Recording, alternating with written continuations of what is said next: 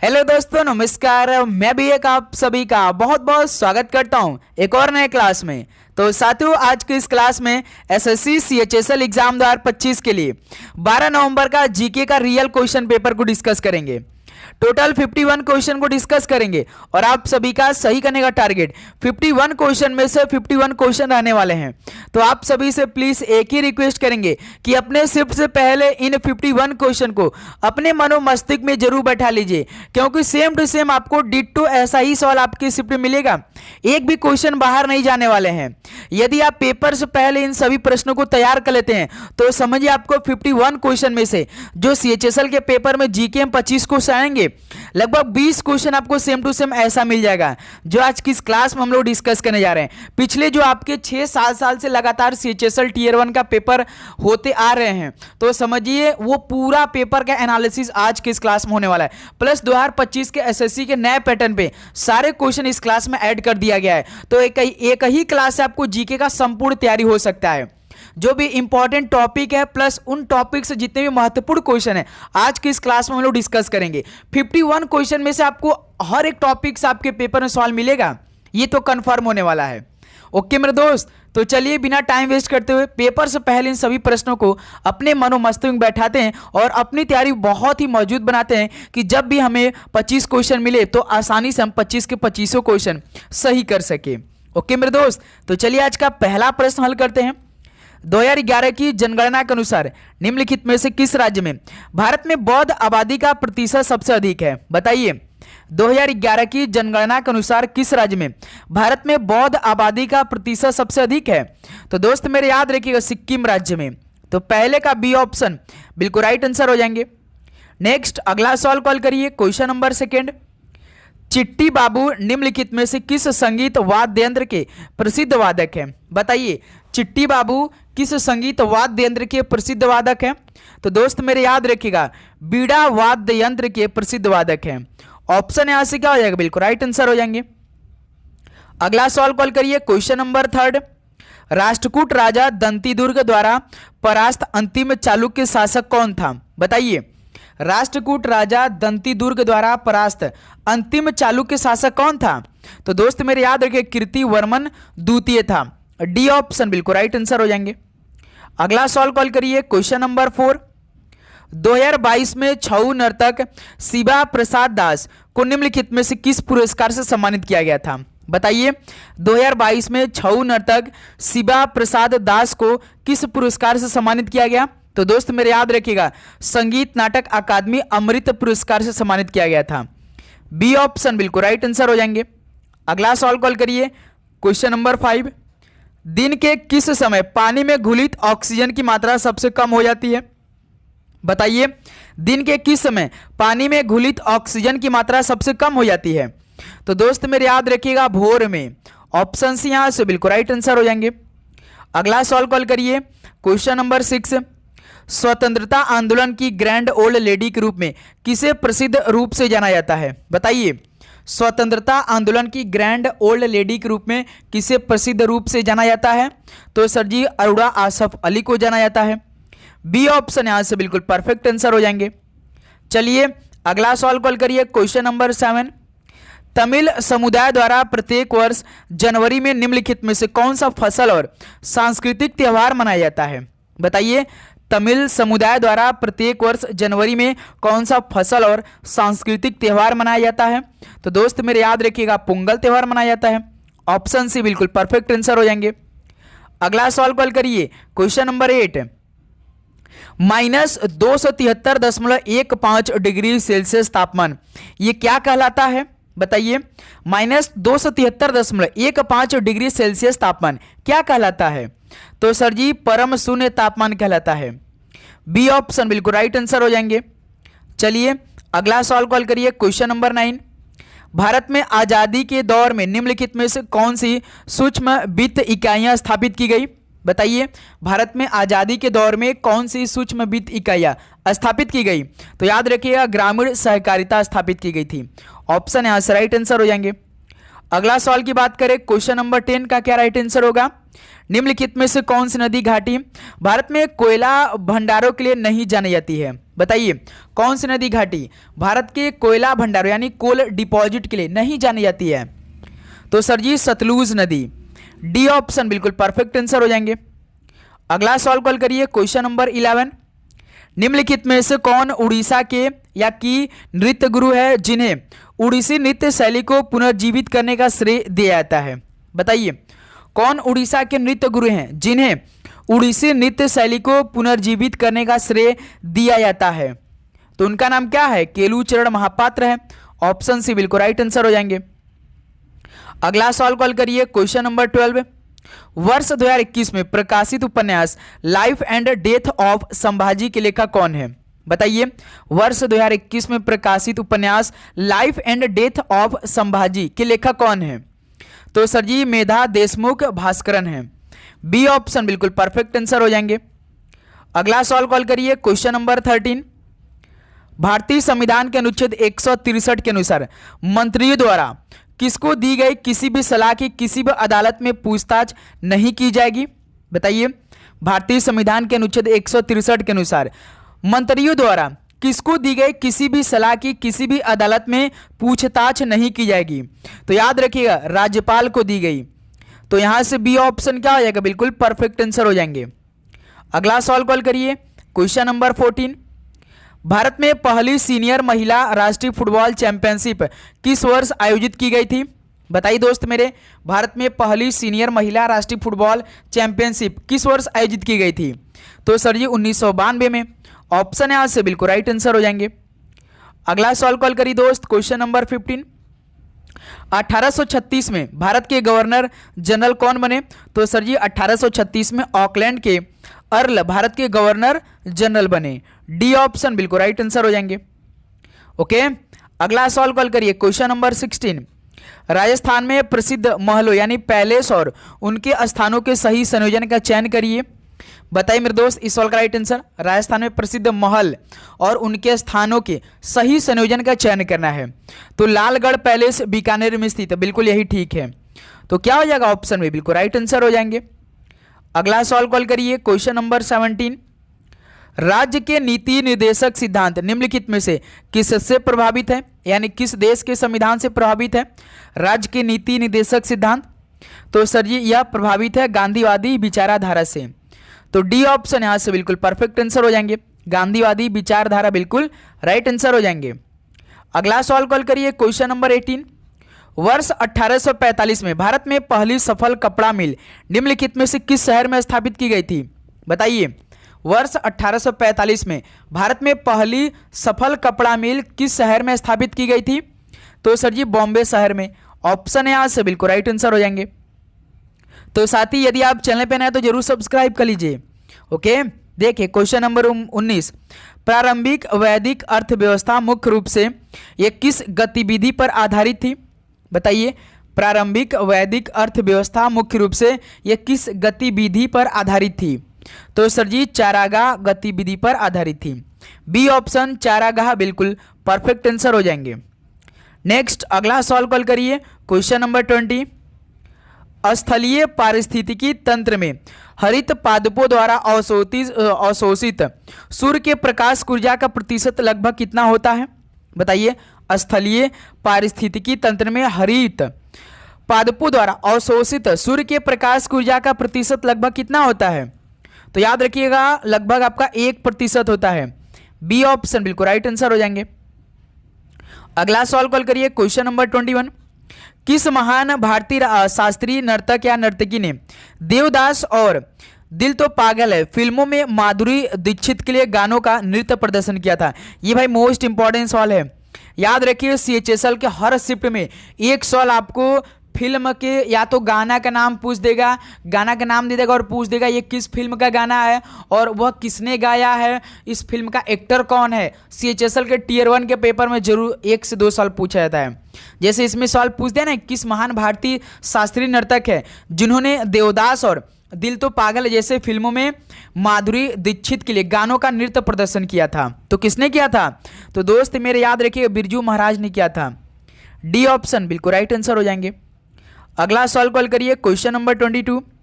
दुनिया भर में कथक नृत्य शैली को बढ़ावा देने के लिए राष्ट्रीय नृत्य शिरोमणि पुरस्कार 2019 किसे मिला?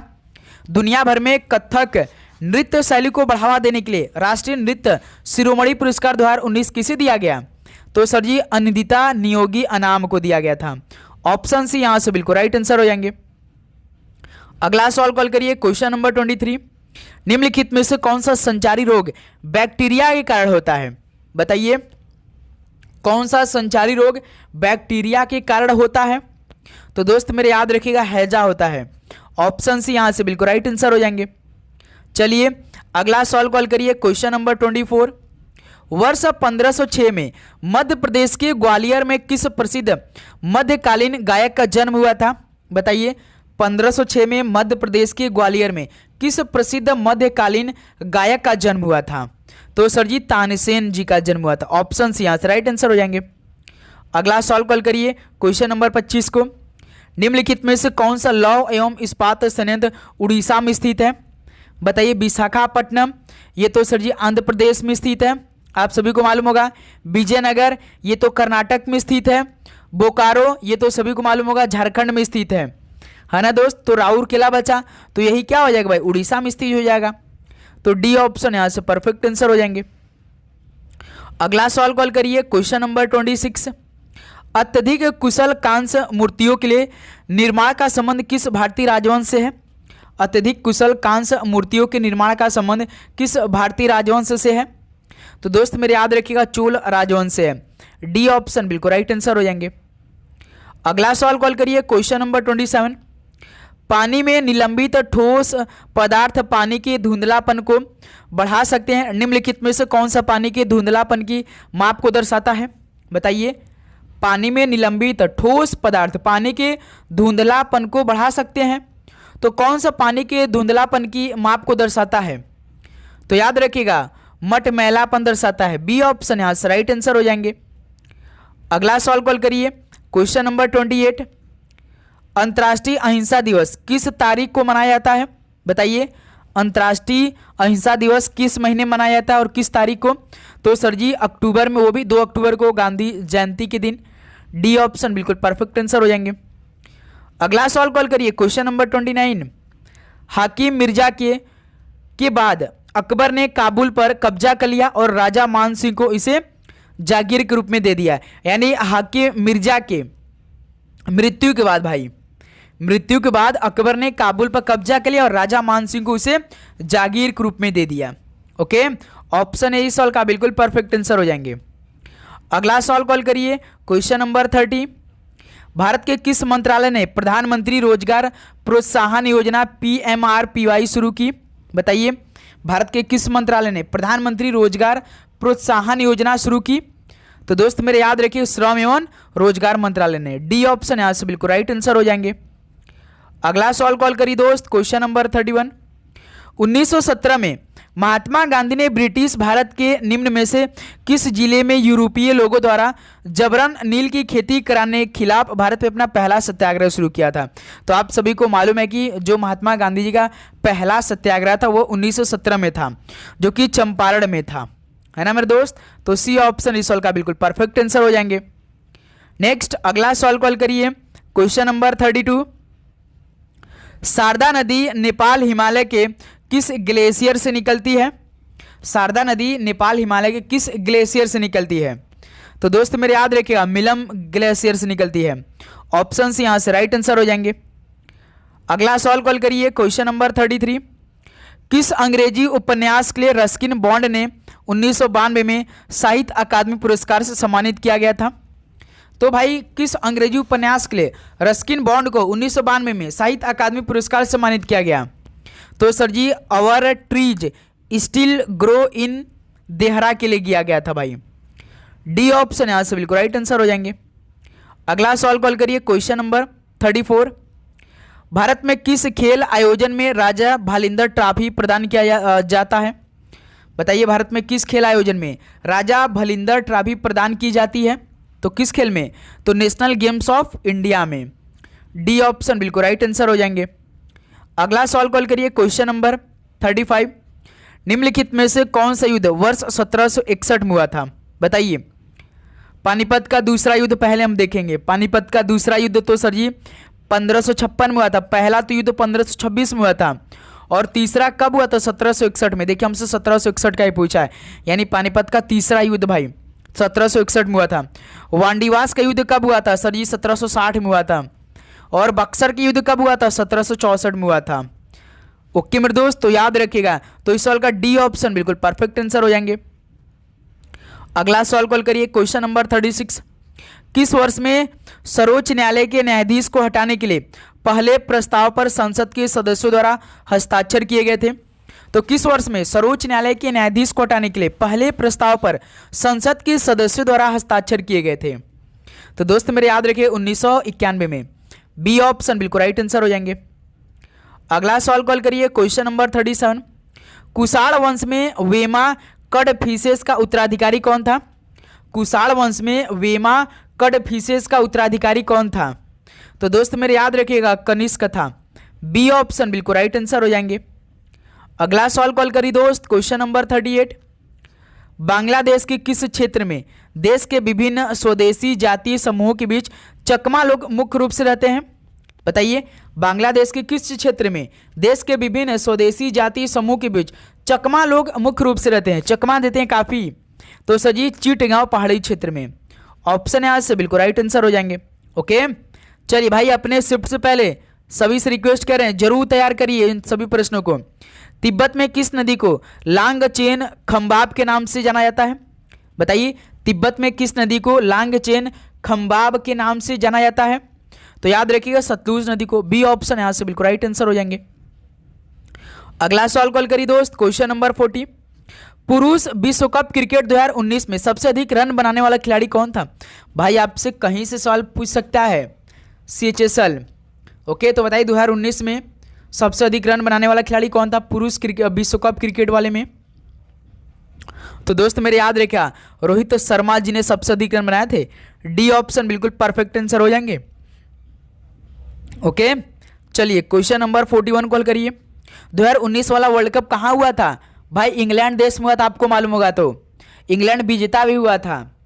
2015 वाला तो ऑस्ट्रेलिया और न्यूजीलैंड में हुआ था। 2023 वाला अपने भारत में हुआ था और 2023 वाला भारत मेजबान था लेकिन भारत उप विजेता रहा था। विजेता तो ऑस्ट्रेलिया था। बाल गंगाधर ने किसको भारत का हीरा कहकर वर्णित किया है? तो बाल गंगाधर ने मेरे दोस्त गोपाल कृष्ण गोखले को भारत का हीरा कहकर वर्णित किया है। ऑप्शन सी यहां से राइट आंसर हो जाएंगे।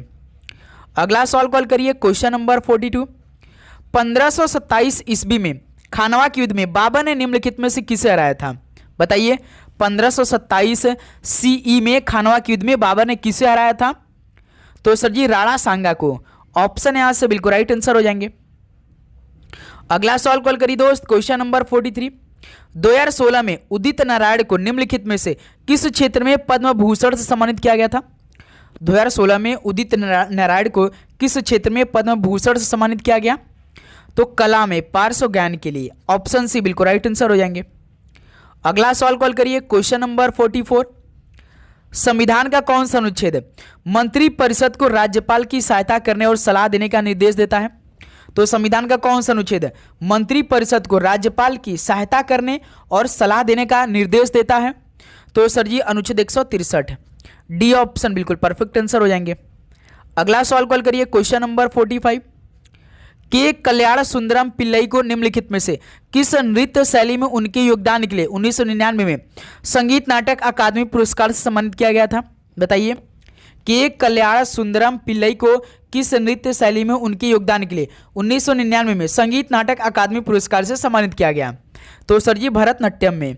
ऑप्शन सी बिल्कुल राइट आंसर हो जाएंगे। अगला सवाल कॉल करिए दोस्त, क्वेश्चन नंबर 46। निम्नलिखित में से कौन 1885 में भारतीय राष्ट्रीय कांग्रेस के संस्थापकों में से एक था? बताइए। 1885 में भारतीय राष्ट्रीय कांग्रेस के संस्थापकों में से एक कौन था? तो सर जी एलन ऑक्टेवियन ह्यूम थे। ऑप्शन यहां से परफेक्ट आंसर हो जाएंगे। इनका पूरा नाम A.O. ह्यूम है भाई, शॉर्ट फॉर्म में। चलिए अगला सवाल कॉल करिए, क्वेश्चन नंबर 47। भारत में रामनवमी किसकी याद में मनाई जाती है? बताइए। भारत में रामनवमी जो होता है वो किसकी याद में होता है? तो सर जी भगवान राम जी का जन्म हुआ था। डी ऑप्शन परफेक्ट आंसर हो जाएंगे। अगला सवाल कॉल करिए दोस्त, क्वेश्चन नंबर 48। भारत का पहला बजट कब पेश किया गया था? भारत का पहला बजट कब पेश किया गया? तो सर जी 1860 में। बी ऑप्शन बिल्कुल राइट आंसर हो जाएंगे। अगला सवाल कॉल करिए दोस्त, क्वेश्चन नंबर 49। चक्यार कूथू निम्नलिखित में से किस राज्य से संबंधित है? बताइए, चक्यार कूथू यह किस राज्य से संबंधित है? तो याद रखिए केरल से संबंधित है। ऑप्शन यहां से बिल्कुल राइट आंसर हो जाएंगे। अगला सवाल कॉल करिए दोस्त, question number 50। The blue umbrella, the cherry tree, the hidden pool निम्नलिखित में लेखों में से किसके द्वारा लिखे गए उपन्यास है? बताइए, the blue umbrella, the cherry tree, the hidden pool, यह किसके द्वारा लिखा गया उपन्यास है? तो सर जी रस्किन बॉन्ड द्वारा। ऑप्शन बी परफेक्ट आंसर हो जाएंगे। चलिए दोस्त लास्ट क्वेश्चन बताइए आज की इस क्लास का। तो दक्कन और दक्षिण भारत तक अपनी शक्ति बढ़ाने की हर्षवर्धन की महत्वाकांक्षाओं को किसके द्वारा रोक दिया गया था? बताइए, दक्कन और दक्षिण भारत तक अपनी शक्ति बढ़ाने की हर्षवर्धन की यह महत्वाकांक्षाओं को किसके द्वारा रोक दिया गया था? तो सर जी पुलकेशिन द्वितीय द्वारा रोक दिया गया था। बी ऑप्शन परफेक्ट आंसर हो जाएंगे। तो साथ ही फाइनली 51 क्वेश्चन कंप्लीट हो गए। तो उम्मीद करूंगा ये सारे 51 क्वेश्चन आप जरूर से तैयार कर लेंगे, किसी प्रकार का आपको दिक्कत नहीं आई होगी। तो सबसे पहले आप सभी को एग्जाम के लिए best of luck, all the very best. भगवान कृपा करे कि आपका पेपर बहुत अच्छा जाए, माता रानी की कृपा रहे कि आपका पेपर बहुत अच्छा जाए। आप जितना मेहनत कर गए हैं भाई, आपको पूरा फल मिले, उससे ज़्यादा ही फल मिले। जो भी क्वेश्चन आपके सामने है आप काफ़ी अच्छी तरीके से उसे हल कर पाएँ। ओके मेरे दोस्त, लगातार आप सभी के बीच क्लास आएगी, डेली मेहनत करना है। जब तक आपका एग्ज़ाम समाप्त नहीं हो जाता तब तक साथ ही हम आपको क्लास प्रोवाइड करेंगे, ठीक है? तो आप जरूर से जरूर चैनल को सब्सक्राइब कर लीजिए। तो चलिए दोस्त इस क्लास को यहीं पर समाप्त करते हैं, मिलते हैं एक और नए क्लास के साथ। सभी को जय हिंद जय भारत, पढ़ाई करते रहिए, ऑल द वेरी बेस्ट, धन्यवाद।